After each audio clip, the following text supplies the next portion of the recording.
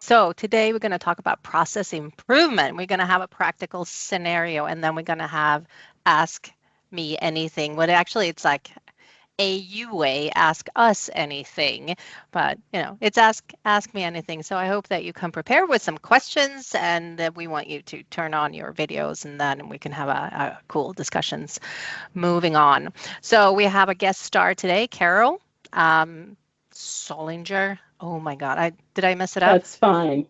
That's Okay. We say Zollinger, but I don't care. Zollinger. I get a lot of Zollinger. Believe it or not, I don't get messed up on this as much as my maiden name, which was Gosser, and I got Grasser, get all kinds of stuff. Well, you're good. Names. Who thought of it? Well, anyway, so, our agenda when we go through this stuff, we talk in the beginning, we talk about the model and what it is, and how a little bit about how you can use it and how you can find it and how you can contribute. And we're going to reach a point where we're all going to turn on our videos and wave and be our best selves. So you can find all of the stuff that we have. Yes, this is the reoccurring meeting that you get in your calendar. So download it and implement it. So you always have it just one click away. And also there's the meetups. But you can find... Going fast, Pia. Yes, well, that's good because, I can get long-winded. So it's good that you're going fast, pressuring me to just get to the point quickly. That's good. So the purpose of this is just improve organization through use of technology. It's a maturity model. So we mature using the technology, doing things together with people and the business. And there are so many things, right? We have a lot of published competencies, and in these competencies, they're really great. You can really read up about, for instance, about infrastructure or search or staff or training. Like, okay, how does this look in the different levels that we're going to come to? So that's very... we're trying to be technology agnostic. So if you have another intranet or you have another system for video meetings, or it shouldn't really matter that much. But obviously, this is maturity model for 365. So there's a lot of Microsoft 365 here. And in the practical scenarios, it's really how it's set up. Like you can take something and be like, I'm going to try to do this. And you get a little bit of instructions and how you should think and how you set it up and what kind of tools that you use. And we also have some tools running a Microsoft maturity model for Microsoft 365 quick assessment. That's so much fun, especially when you act doing such a workshop together with the core team, like we did a couple of sessions ago. I will bring that experience with me forever because that was so much fun. You can see that in the YouTube gallery from our old sessions. And there you also have a lot of the practitioners meetings. So the recordings, they're on YouTube in a playlist, so you can go through them. We also have some competencies in progress. We're working on them. We're looking for someone who can help us with data and analytics. We're still reaching out to the community to help us write this article. So please, if you have any special skills in this area, make yourself known. You don't have to do everything yourself. We can assist you in, how to write and review it and So we will not let anyone make a fool out of you. We will help you shine your bestest. Yes, so the different levels. And this is kind of where the magic is, because depending on what kind of competencies, each competencies go through certain levels. And in the initial one, it's pretty much, it's turned on. We're not doing anything with it. It's like having Viva Engage turned on. It's there. No one's really using it. We don't really have a structure for it. We just, if someone says something, we'll go fix it, right? Then we come to the level 200. And this is like, we actually have we have routines and this is how it should be.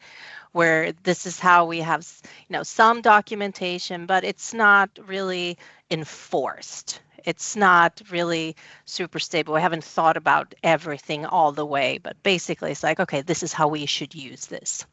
Then we come to level 300, and this is a really good level to be at.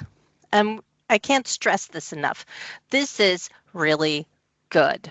Stuff is documented. We have it policy driven. It's planned and controlled and stable. We're not just running around trying to set up fires. It's like, this is what it should be, and we've, taken control. We're in control. Then we come to the level 400, and now we're putting on, some of the sci-fi stuff, right? We start automating, and it's interactive and responsive and enhanced. This is where we do really cool stuff. This stuff we might not do for the admin behind the scenes. This is maybe more aimed to what is our USP in our business, where we want to, this is something that we really can bring us to be competitive, and this is what we should focus on. And then we come to level 500, and this is the sci-fi Shangri-La. It's all optimated. We are in full control on everything. This is amazing. Nobody is on a 500 level for all of their departments, all of their processes, all of the competencies. That is not possible, because then you have more money than all the gods together. Maybe almost as much as, Bezos, but nobody has this. Nobody reaches this. We might do this for one process. We might do this for one competency. Loki. Yeah, the key Wow. the key here is to decide where you need to be incredibly mature, and where, based on your strategy and your organization's capabilities and stuff, being at a lower level of maturity is okay and acceptable because of who you are and what you do. Yes. So is Simon Doy here to do all the magic? I'm here. I'm here. You are amazing. So, and that's the cue for everyone to turn their video on. Check your teeth, turn your video on, be ready to smile and wave like all the royalty always do. See here. There must be more people than that here today. Yes, I we see can 49 see them people. until they Fill turn those seats. Yes. Yes, turn your video on. Those chairs remind me of my third grade classroom. Yes, we did have chairs when I was in third grade. You weren't sitting on, bean bags on the floor. Some people would have made a comment about rocks or something, but we had furniture. Okay, you're thinking you're that old. I saw a stand-up comic number from someone that was like over 85 yesterday, and it was the funniest thing ever. It hurt my feelings, but it was good. Is everyone here who's coming? Please wave. And yes! Simon will record us for all time, and we will be here for history. Awesome. Awesome. Right. Thank you very much. Oh, that's brilliant. Right, we're all done. That was the best wave yet, I must say. I've seen a few waves now, and that was the best one yet. All right. Now, I never can remember how to get to the right slide, so just bear with me here. Technology is hard. Perfect. Yes, well, it's a quick recap on everything that's been done. So how yes. I'll do this one. So if you are interested in getting involved and presenting at one of these calls, like Carol's about to, thank you, Carol. It's certainly an option for you. We could have, as we mentioned, we have some articles we're still trying to get into place. You could write a practical scenario.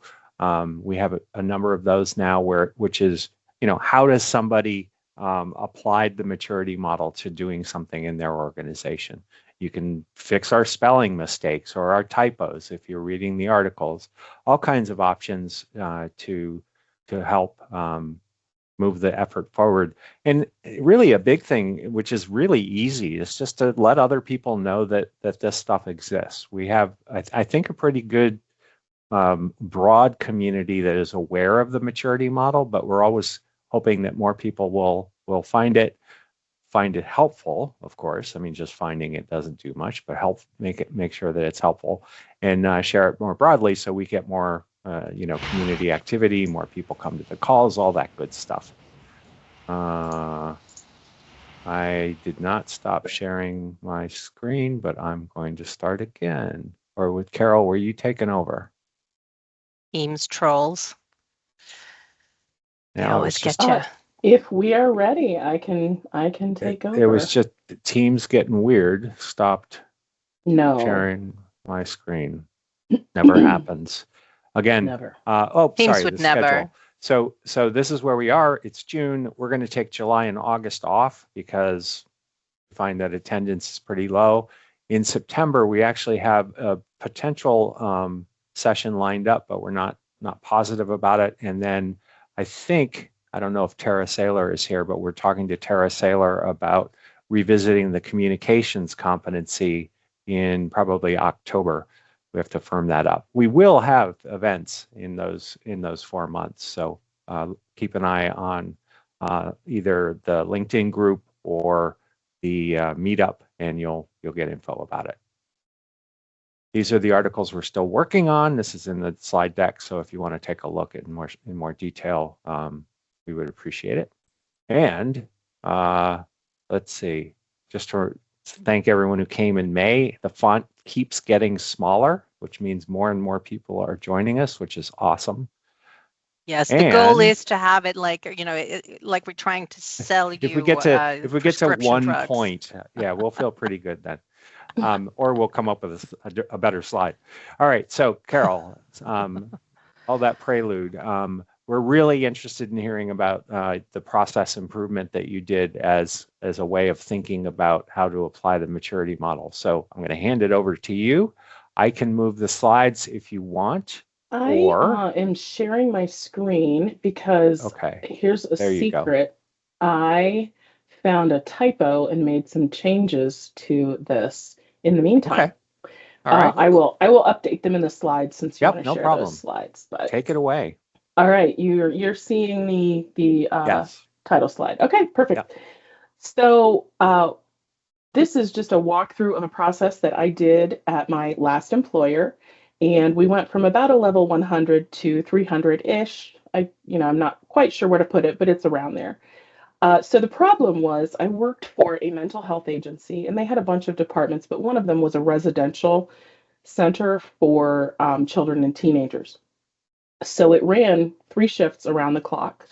We had direct care workers that clocked in and out, sometimes multiple times on the same shift, because we also ran a school on site. If they went to the school, then they were being paid by a different funding source. So they had to clock in and change their department, and that always goes really smoothly. So you can imagine problems came up. If there was a mistake, they couldn't fix it themselves. They had to be fixed by a supervisor. And twice a month, they had to verify their timesheets before they submitted them for pay. So mistakes were not generally fixed as they happened. So they would get an email on approval day that said, hey, you didn't approve your time. They would go back in and see a bunch of problems. Well, while they were trying to track everything down, they missed the deadline. Chaos ensued. They tried to fix this by having people email their supervisor, but people forgot. They asked in the hallway and their supervisor forgot. Their supervisor lost the email. At this place, they use email for everything, and these folks had a literal fire hose in their inbox, hundreds of emails a day. So it was really easy to lose track of something. Any number of other things. For extra spice, there were missed punches on a biometric clock. So you could go in and, do your finger and clock in and out. But the software wasn't fantastic. So it would miss punches, or people would think it missed punches and they would double punch, and it was just a mess. So Diane was the payroll manager, and she spent a lot of time hating life. She came to us and asked us for a way to make it easier for employees to make a request and easier for supervisors to keep track of requests and get them done. And by the way, I can't see chat, so if anybody is asking something in chat, somebody yell at me. We'll tee it up for you. Okay. Yeah. So the process, my first step was just to look at where we are, which was classic 100 level. Everybody's hair was on fire all the time. people mostly knew what they were supposed to do, but it wasn't enforced, which is one of my favorite Mark quotes. Tech cannot fix humans. Humans are going to human. You did. You said it on a call, and I wrote it down because I loved it. I have a little square quote thingy that I can put on Instagram. You're famous. So from supervisors on up to the operations manager and then payroll, it just seemed easier in the moment to not make people follow the process. But of course, they paid later. I feel like I'm teaching a parenting class too. That's what I tell my kids. You're going to pay later for that. So my goal was to automate communication as much as possible. So to remove that piece from both staff and supervisors, to make change requests simple and standardized, so it's as easy as possible for people to do it. I think about this all the time when I'm building things. Here's what I want people to do. How can I make it easy for them to obey me? I wanted to allow supervisors to batch requests because this got changed later, but at the time there was no single sign-on support for our timekeeping system. So every time they got a change request, they had to go and log into another system. And it was just another barrier to getting it done. So I wanted them to be able to go through and batch things. And most importantly, I wanted everybody to use the same process all of the time. So looking at the maturity model, you could probably pull in more areas on this, but if you look at these 4 competencies, this is really what I wanted to improve. For the business process, I wanted a clear workflow so people didn't have to remember, and visibility into the process so staff would know that it had been taken care of. Supervisors could look at things all at once if they wanted to. For collaboration, it turns out that it doesn't have to be your supervisor that fixes your timesheet. It just has to be a supervisor. And so by collating all of these requests, the supervisor team could go in when they had 15 minutes and fix a bunch of things, help each other out, but they weren't stepping on each other either. Employee experience, quick, easy way to take care of it, available on a mobile phone. Documented process means new employees don't have to go hunt someone down for special knowledge. How do I handle this? And hopefully reduce everybody's frustration on that last minute fix approval day. There are always going to be last minute fixes, but just getting them down to a manageable level was our goal. Management of content, being able to have those all in one place and in a standard format, easier to work with, and the ability to look back at it in case somebody had a question. Did I say that? Did I, what was my original request? Is that what happened? You can go back and track it. So the process, I asked many, many, many questions. I had a person, I was at this role for about 4 years, and I had one person who would come to me with a request and say, I know you have questions, but that's always my first thing. I have questions. How does this work? How does that work? I looked for examples. So I went out on the P&P GitHub to look at what other people had done possibly with this problem. I looked at YouTube for trusted sources that I know put out good content. Just tried to figure out what the best approach was. And the foundation that I came to was basing everything on the status of the request. And so all of the processes and communications move off of that. When I had it basically set up and working the way I wanted it to, I took an alpha version to the operations manager and payroll manager and let them tell me what they hated, what worked for them, what needed to be changed. And then when I had adjusted that, I took supervisors and staff, just a few of them, not all of them, and let them play with it and then made adjustments from there.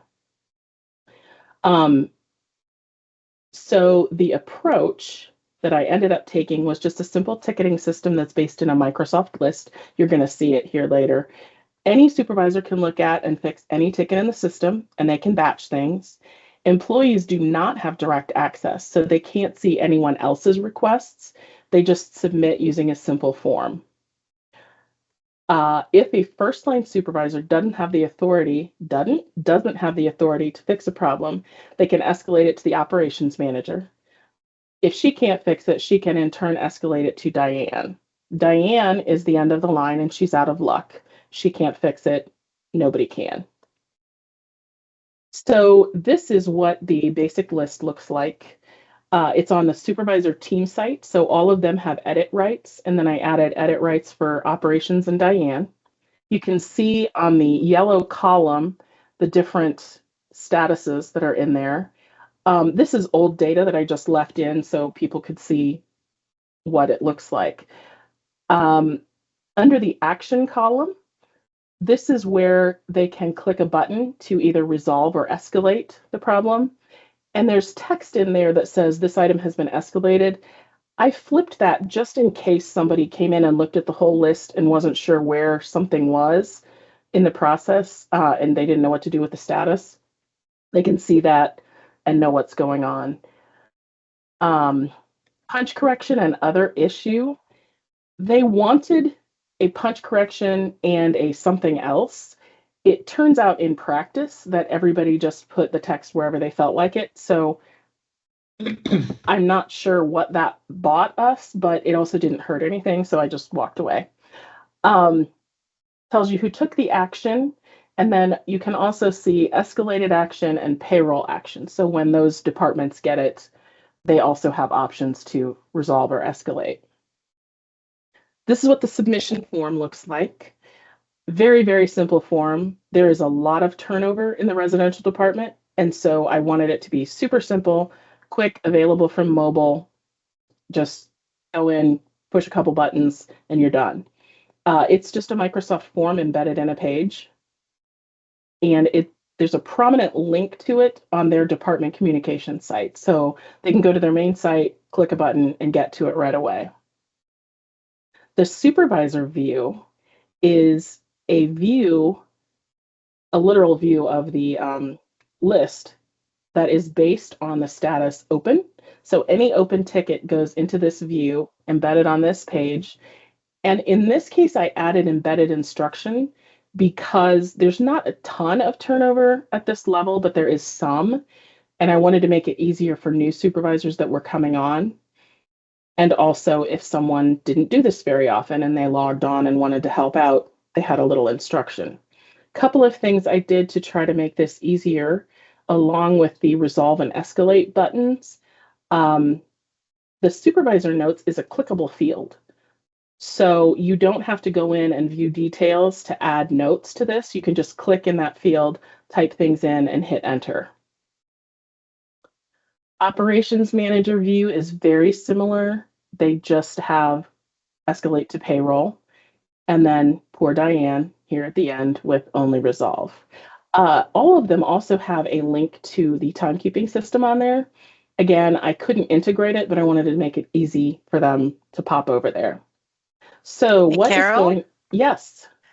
I just want to let you know, since you don't have access to the chat right now, you're getting so much love for the stuff that you've done. Well, There's a thank lot of you. sophistication here, so just like, I just wanted to, let you know, there's no specific question here. Someone wants to meet Diane, but who doesn't? So I can tell Diana.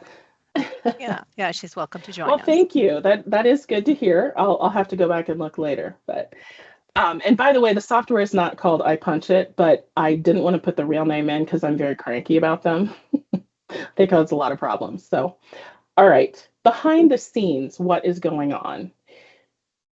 The resolve and escalate buttons are just JSON formatting on list columns, and I took stuff from the PNP GitHub and adapted it to what I needed. Those are clickable buttons. When you click one of those, the action on click changes the status field to resolved or escalated, and that status change starts the appropriate Power Automate flow. There's a secondary action on that also changes that field into the text. There is a slight grammar issue with that, which bugs me, but I left it alone.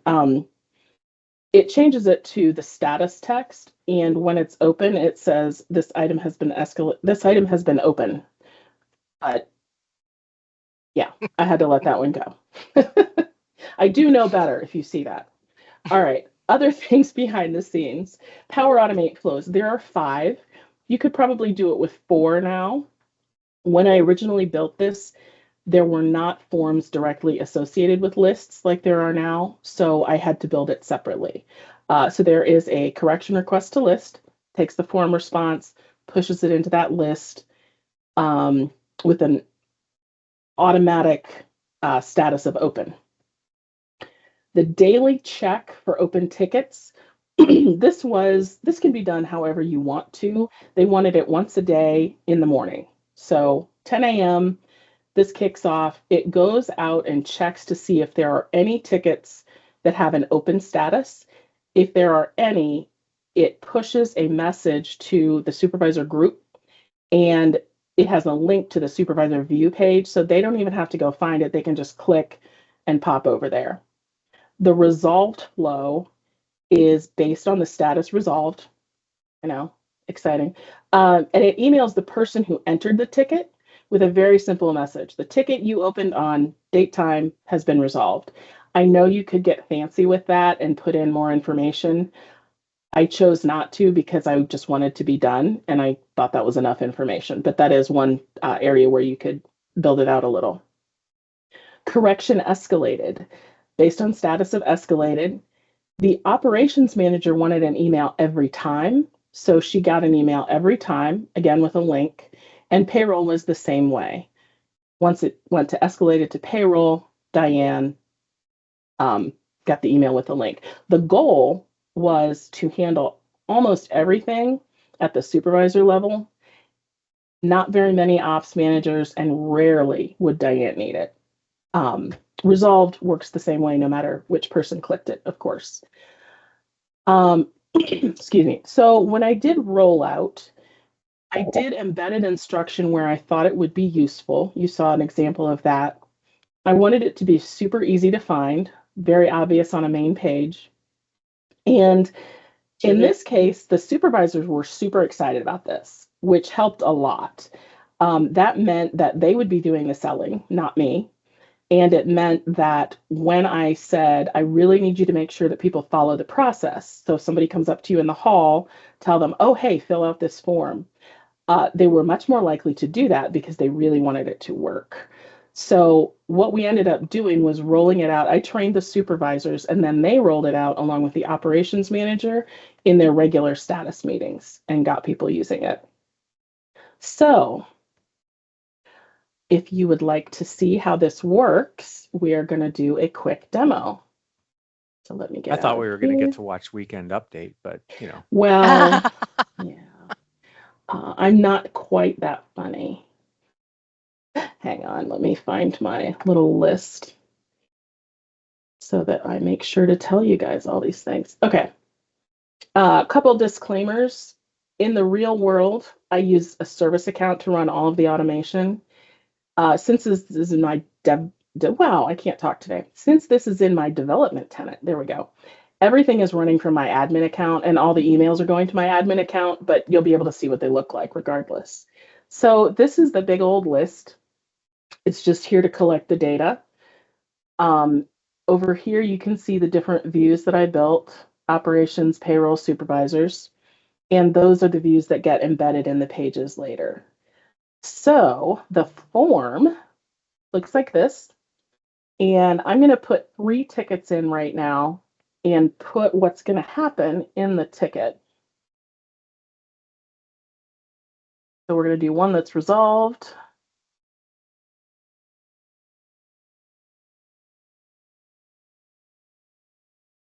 One that gets escalated. Or Diane. I know. And one that gets escalated to payroll. Okay.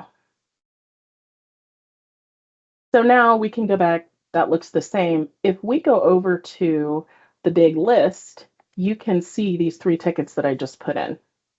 Wait. Lies.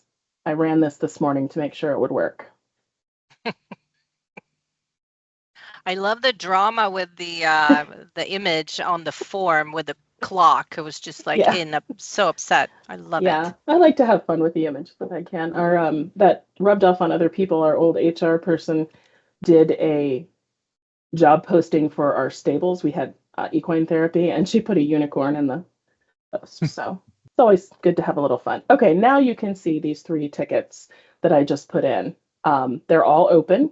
So I'm going to go to this flow, check for open tickets, and force it to run.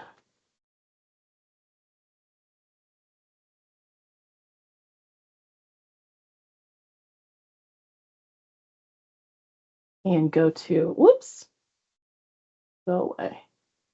Go to my email. Ta-da!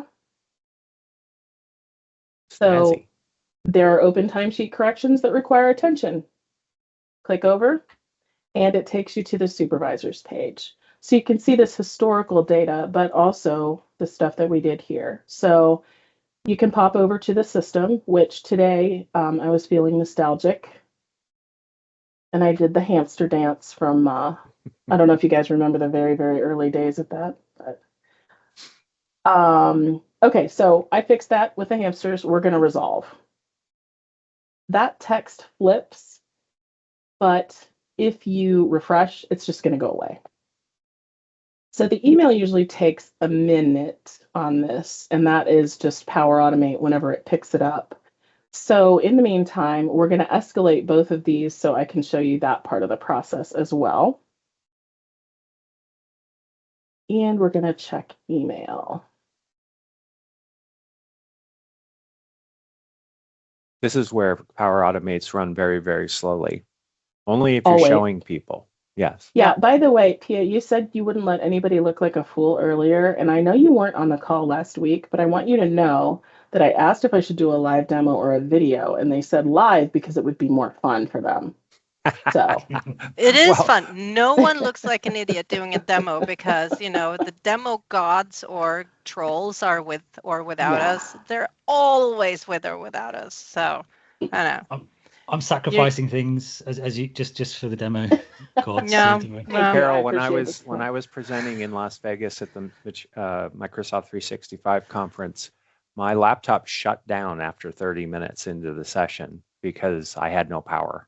The power just was gone. So you're way ahead of where I was. There you go. Yeah. Okay, I have emails. Yay. Okay. Yay. So we only need one of these escalated, so I'm gonna get rid of it. But here is the resolved.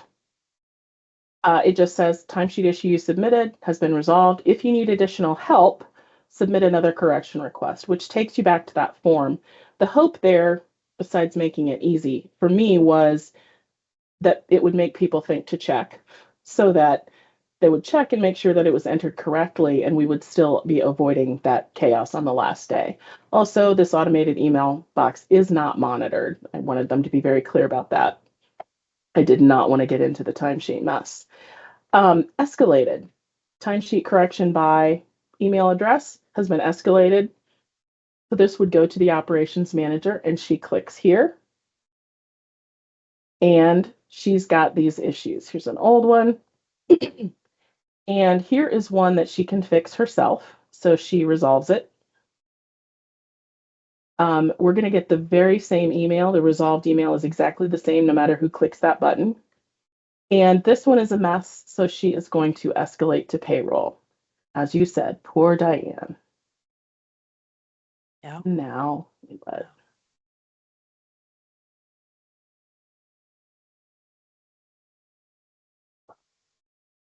if it's going to take a while, let me find it for you elsewhere.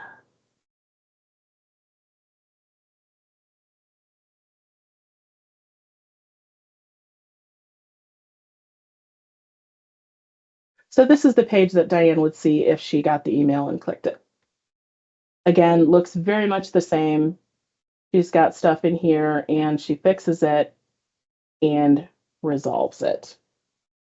And that is how that works. So let me get the presentation back for you. Do you have a wall of shame for people who need tickets resolved more than 3 times in a month?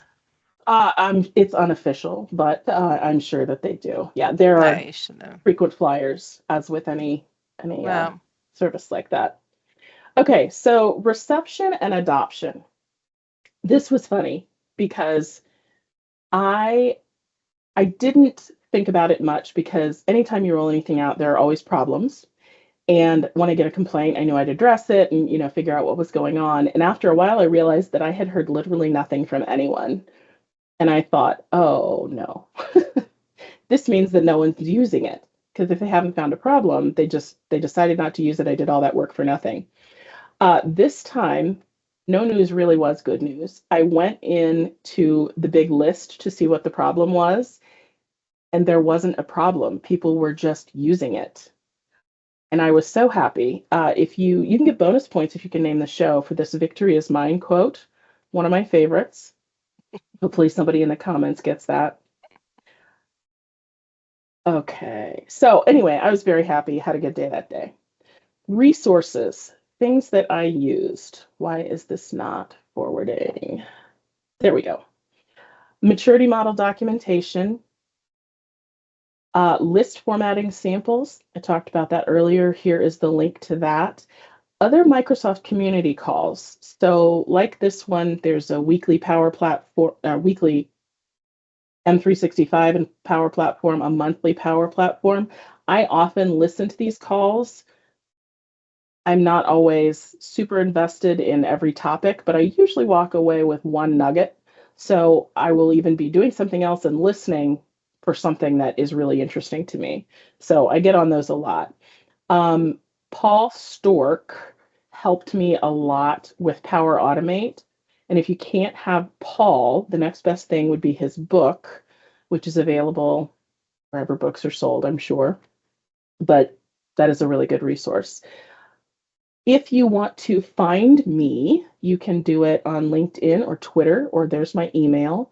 And if you want to see me in person, I will be at the North American Collaboration Summit in Branson, Missouri in September.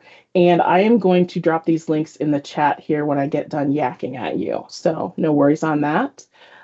Last slide. Thank you very much to the core team. I was excited to be able to do this. Thanks for the opportunity and the support, and to everybody that was here today. All right, I'm going to stop sharing. Very cool, Carol. I think that's an excellent solution. I would be proud to have built that. I think you've thought it through really, really well. Thank you. And I am especially impressed with how you rolled it out, where you did the training for the supervisors, and the supervisors took this to their normal meetings and did that. So you really handed it over perfectly, and that's why you did it. Well done. Thank you. And yes, it was the West Wing. The was most the important. Show. Yeah, exactly. Yeah. Was it West Wing? Was it? Well done. Well, we wanted to leave time for questions for Carol, of course, but also just questions in general about the maturity model if there aren't any questions for Carol. So we have about 20 more minutes. I'm just putting that slide up so that you have access to the links to get to artifacts and things. But any questions, anyone want to come off mute and ask aloud or type into the chat? Actually, I got one. We're having some issues with a lot of our Power Automates, and we know come October we're going to have issues with the licensed accounts that we're using to run these Power Automates, because we've decided to go with a service account so that the Power Automates don't go away when our accounts go away in clients, or even when I've worked for companies. We're now requiring MFA on these service accounts, and we're struggling right now to figure out how to fix this, because we're finding that we build these workflows, we leave them alone, we come back 2 months later and they stopped working 2 months ago. And so that's been one of the things that we're starting to notice. Has anybody else had that issue? And what are you doing about it, I guess? How are you approaching it? I'll jump in there. I think that there are some things about the Power Platform that don't feel enterprise ready. And that's one of them. The fact that you have to run a Power Automate, a flow under the identity of someone, and you need a someone who isn't going to leave. So I don't think that there's any better answer. I think what usually I see people doing is not using MFA with those service accounts. It's an exception, and it sort of needs to be an exception. We did that as well, and Microsoft is now, they're going to enforce it come October. You're not going to be able to do those exceptions anymore. And because we're going under audit right now, we have had to put MFA on all of our service accounts because of the audit that we're going through right now internally. But we're also making us think about how we're going to handle this with some of our clients. We've got a couple client workflows.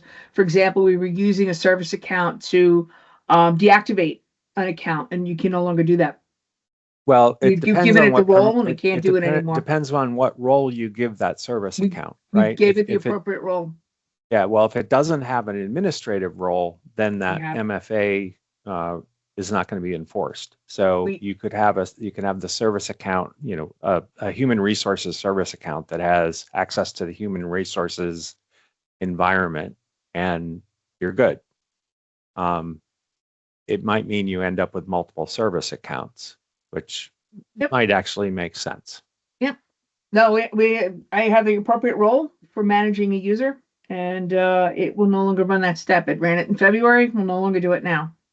So Microsoft's changing all this stuff. So just keep an eye on that on your accounts, and just heads up. We're working on trying to figure out which is an Azure certificate apparently that we can use, and I'm not up on all of this. And we're still figuring it out. We have another meeting on Thursday internally, and when I figure this out, I'll share this at one of our user group meetings. But yeah, we're trying to find a better way to be able to authenticate that account, so we don't have to use. Dominic has a suggestion to use a service principal, so you might want to follow up on that. Thank you. Dominic, can you talk a second about this service principal account?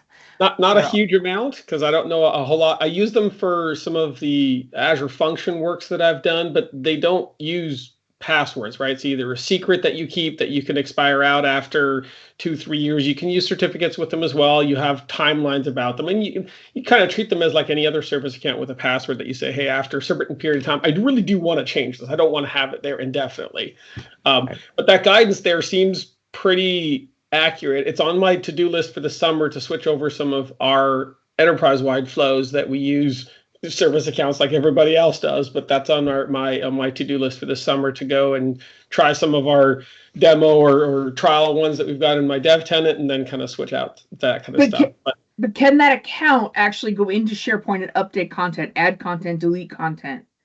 All depends on what I should say. The answer is yes, right? Because it depends on what permissions that you give your service principal, using Graph to go do it. So if you give it like sites, full control all, then wherever you allow that piece to work, it's going to go and do all that kind of stuff for it. Right.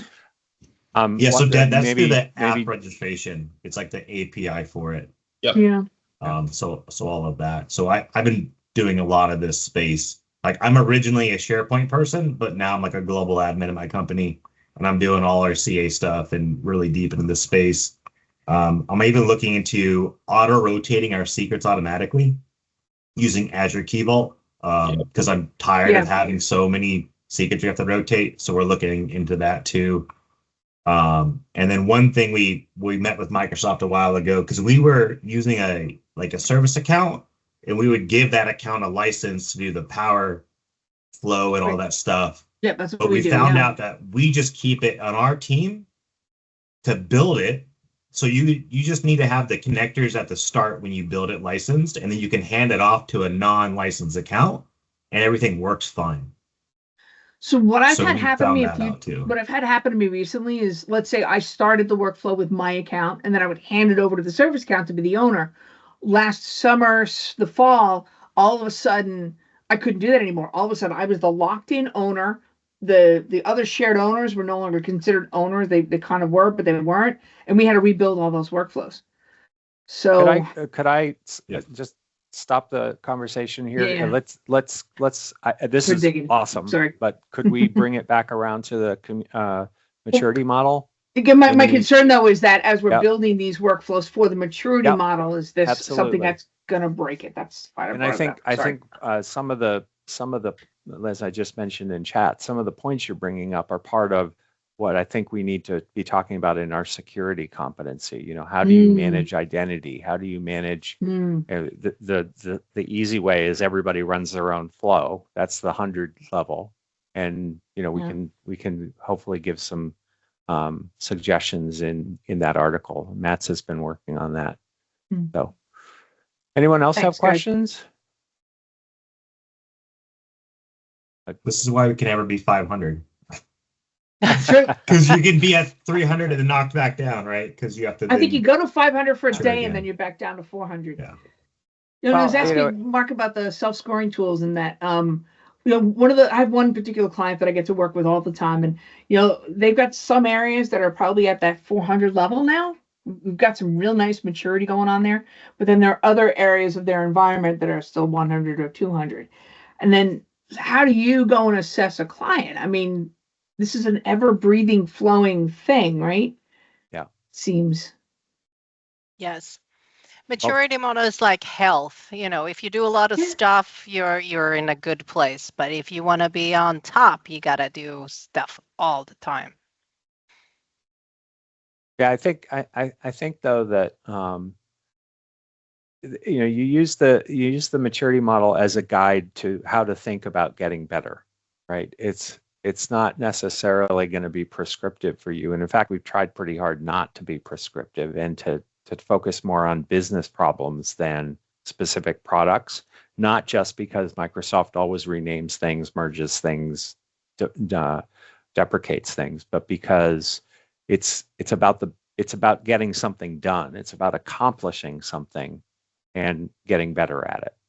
So, I think a lot of the security stuff here is good fodder for, like I said, for that article. Anyone on the core team here, I know we used to have a link in the presentation to that scoring spreadsheet, but I can't seem to find it. Simon, do you know where it is? We'll get it and put it in the chat. Yeah. Other questions? The other one that's similar to this is SSL certificates, isn't it, as well? But yeah. Carol, the thing I really loved is the guidance down the right hand side. Where did you come up with that sort of approach? What was your inspiration for that? I'd love to see that again, actually. It was beautiful. Yeah, I think it's great when you're giving context and instruction around the surface of the list where you're actually helping people get things done. Okay. Right there, yeah. There it is. I'm not sure where I came up with that. I ended up doing that a lot where I was, and I think that I'm in a consulting role now, and I will definitely recommend it to clients going forward because I think it really worked for people. And I do try not to make it too extensive. We don't want a whole book over there, but some bullet points that help people remember where they are. It might have been when I was working with the operations manager on something else. She has a bunch of processes that she does every 2 weeks, every month, every couple of months. And if you do something that often, you just don't remember when you go back. And so rather than having her keep, a bunch of notes shoved under her keyboard or whatever it was, I started putting those little tidbits in there for her. And then, of course, I'm always thinking about the hit by a bus situation.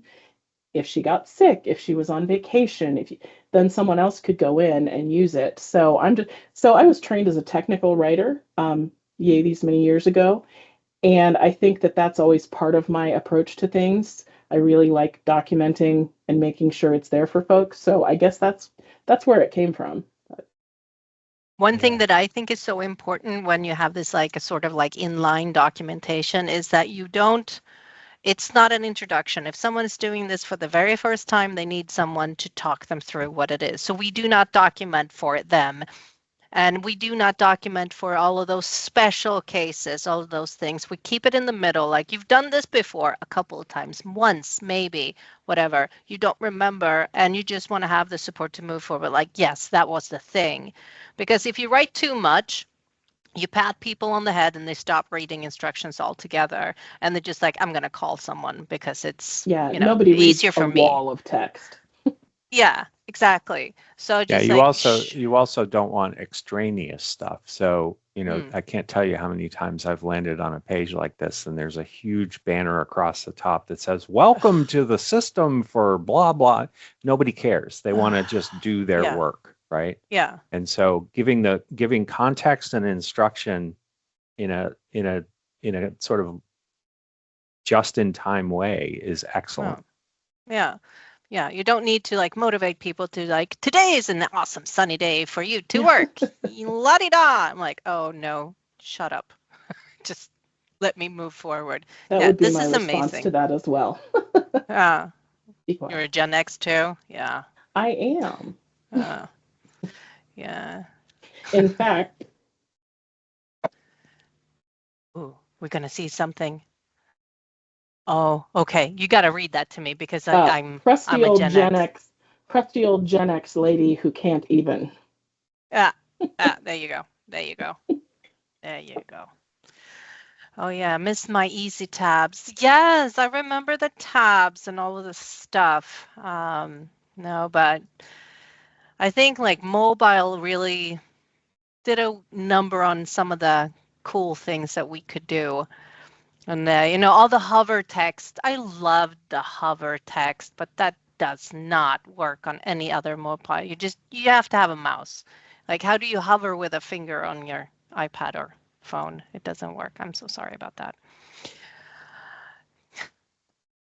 Other questions, thoughts? What else would you like to see us talk about in these sessions? Is there anything that you have been dying for us to cover that you haven't seen us put on the schedule? Can we talk about using the maturity model to prepare for Copilot? I mean, deploying Copilot. I keep thinking about the maturity model constantly when we're talking about how to do Copilot adoption and get clients ready for Copilot. We've had a couple sessions where we've I touched missed on a that. few. I'm sorry, I Right? missed a few. No, it might have been before you joined us, Pia. I think we've got a couple historical sessions, but of course things have changed. You might want to just check those, but that certainly could be something we put on our radar screen. Yeah, and then Deb, I just want to ask you a couple of questions. When you're talking Copilot, what kind of Copilot are you talking about? Are you talking about rolling it out in an organization where everyone needs to do Copilot, or the agents, or the visual the everyone? It's the everyone, giving them a license, and now all of a sudden it's when you just handing people a Copilot license, you get this super search tool at the very least. And so therefore, looking at, having that single source of truth is key. The looking at your access, certainly the new SharePoint advanced management tool that we've got available as well now for us to help look and see whether I haven't had a chance to actually look at it. I've been busy working on syntax lately and some other stuff. There's just so much. I don't have enough hours in the day to keep up with it all. But I mean, certainly looking at it that way, if I'm going to hand out Copilot licenses to everyone, how does the maturity model and working through the maturity model help my organization limit our risk? Maybe that's the topic. Yeah, because what I'm hearing you say is that you want a practical scenario, getting to like a 300 level with an everyone Copilot license for your people. So cool. I'm taking notes. You rock. Yes. Any other questions? This is fun. We're taking requests, people. So drive up to the window and give your order. I'll take a burger and fries. Burger and fries to go. Yeah. I love having this headset. I have to touch it all the time when I talk to, because it makes me feel like a pilot and not, in a delivery window. Okay, so we're having a lot. I'm not following the chat right now because I'm trying to take notes. Do we have anything cool in the chats going on that we need to pull up? Was Ralph, you talking about earlier in this meeting about doing an agent on top, an agent on the maturity model? Yeah, I think we all going to need that because like it is massive. The maturity model is massive, and to be able to ask it questions and be like, help me with this stuff, because then if we all get really good at prompting, we could start creating these, practical scenarios with a cool prompt to one of these agents. So, Ralph, was that you? Can you come on and just, tell us about your little hack there that you did? The hack, yes, I'm so hacky about this stuff. Here's the thing, like, and people were like wondering, it's like, oh, I don't have Copilot, I don't have Copilot. Then I say, go to office.com, and it's in your face. Copilot, whether or not you turn it on or not, it's in your face. It's there. It's showing all this stuff, but we're not allowed to use that. It was like, let's just ask it something. Oh, it gave me an answer. I thought I wasn't allowed to use it. Well, if you try to do something premium-y, yeah. But here's the thing: pointing to the maturity model stuff is not premium. It's just a website. Point to it, unless you're GCCI or some big major type of organization like that absolutely locks down any kind of access to anything else going out. That's what you have. But even if you're working in that environment, go get your own laptop and use that as your own helper, frankly. It's the easiest thing. And here's the thing about the prompt. I know someone was asking for a prompt suggestion. Frankly, my actual real prompt is a lot more smarmy than what I actually put on there. I won't say exactly what it was, but here's the thing. You make it your own. You make it fit what you need. And then when you start asking it, because you can always try things out. So you can ask it questions like, you can challenge it like, okay, give me exactly the security parameters that I need to have on my M365 tenant so that I'm a 400. And it'll tell you what those are. And because it's not just going to use the M365 model, but it's also going to look at other places that are out there on Learn and everywhere else that will try to make it happen. And if you're like saying, it's not giving me the answer, if you know where the answer is, then bring that in. That's the idea. And if it's giving you an answer to say, oh, we're not allowed to do that in our company, and you can add to your prompt. And remember, we're not allowed to do X at this organization. And guess what? The prompt will actually do that. And then it'll apologize to you if it makes a mistake. That's the nicest thing. Oh, yeah, by the way, be nice to your prompts because, yeah, it's Yes, listening. and that is so weird because when I treat my AI Yes. like a person and I'd be like, okay, I'm just gonna get a cup of coffee. Then Yes. it ignores what I'm saying. But if I say like, okay, you have to help me out now, Yes. I'm losing my job if this presentation doesn't go well. And then like, I got you, Pia. And I'm like, okay. You see a little. It's sometimes it's a little things, but I will tell you, it does not respond well, and it will tell you this conversation's over if you get mad at it too many times. If you don't want it to get mad at it, then just as they say, the clearer you are from the get is what you do. So the big tip here is if you go down a path and you seem to be like going back and getting the same not so nice answers, start over. Hit the chat again. It'll be like, oh yeah, nice to meet you, Ralph. First time we're talking. It's like, yeah, don't be a stranger, and then keep going from that particular area. Usually, what I'm doing is I'm updating the prompts, and then when we have documents, I'm trying to right now get access to our service, our IT Service Central area, where we have some of these information where we've had things that were fixed and things that did not go well. If I could point that agent to that, I might be able to get a little bit better results, at least as far as like when I ask things like, how are we doing? Because there's a big question. Say, here's your maturity model. And then you're pointing to your M365 graph and you can say, how are we doing vis-a-vis the big words, vis-a-vis the M365 maturity model with these tenant settings that I have over here. It sometimes will know it if it has a place where it can see it in some sort of form. Yes, but so don't expect it to do much more than that. It's not going to go and have full powers of even if you're a global admin and see every single setting that you have. That's not yet in the cards, at least not that I know of, unless someone builds it. But here's the thing. It's still just for basic answers. If you wanted to pass a test, it's like I'm going to pass the Mark Anderson test and show I know this model really well. Absolutely. I can say, you're Mark Anderson. You're asking me questions. Give me a question from the maturity model. And it'll do it. And it'll sound like Mark. All I need is a picture and then I'll be set. I think we should have This Ralph is come on a personal goal for me to have like you not mentioning Mark and I'm like be like Pia Langenkamp from the core team. And Then you can add that into the prompt if you really, really wish. Yeah, well, I Mark has so much up on me, but like I want to ask you a question about this though, because like this is this just a prompt or is it actually an agent where? So it's an agent. So if you ever try to create an agent in M365 Copilot, well, a simple prompt will be is if you think about it, M365 Copilot is an agent of sorts, but you have this capability of create an agent. You create an agent, and you can start from scratch, and you have the concept of what's the name of this agent, what does it do, and essentially asking you to fill in essentially the behavior. So if you're not sure, click one of those templates and see what they look like. There's your model. And if you see that, it'll sometimes say skills that I have, what I know, what I'll talk about, and how I act.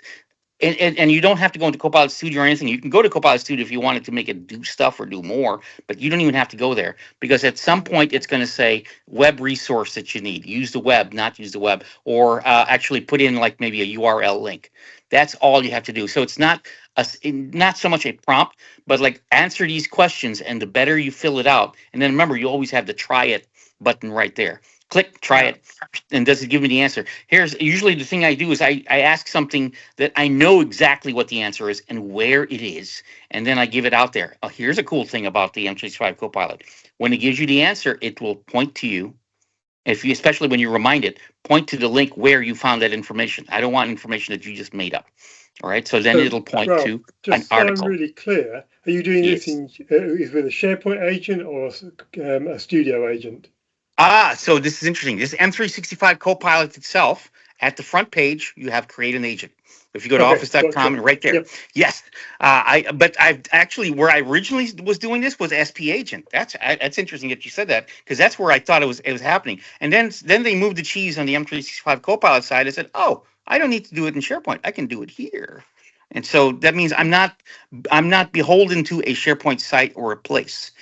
You know, I love the SharePoint agent, to be sure, but this means I could share it. I could put it up in a more common area. Plus, it'll do things like create like a PowerPoint presentation on a topic. For example, I can say, hey, make a PowerPoint presentation on the security pillar that I need so I can use to train my onboarding folks. Boom. Nice and beautiful. Well, not so beautiful, but nice. Yeah, and I want to add just to everyone who's like, this is an awesome idea. I'm going to do it too. It is an awesome idea, and you all should also add to this agent your business policies that you have. Oh. And it's really hard to do a dump of the tenant settings that you have. You know, it's impossible. But if you all of your IT policies, security policies, information classification policies, add that to this agent. So when you ask a question, it also has a little bit of flavor of the framework that you have in your business when you're doing this agent. Just a tip. Yeah, that's a good tip. So remember, I hate to, go ahead, I hate to cut it off, but we're at 11:05, so I think we need to shut things off so that the recording works and all that sort of stuff. So thank you all for joining. Ralph, we're going to have you do a session in the fall because this sounds really, really cool. And thank you so much, Carol, for your presentation. Really good stuff. Yes, it was wonderful. Thank you. Thank you for letting me come. I'm sure it gave everybody a lot of great ideas. So thanks for joining us. Have a great summer, and we will see you back in September.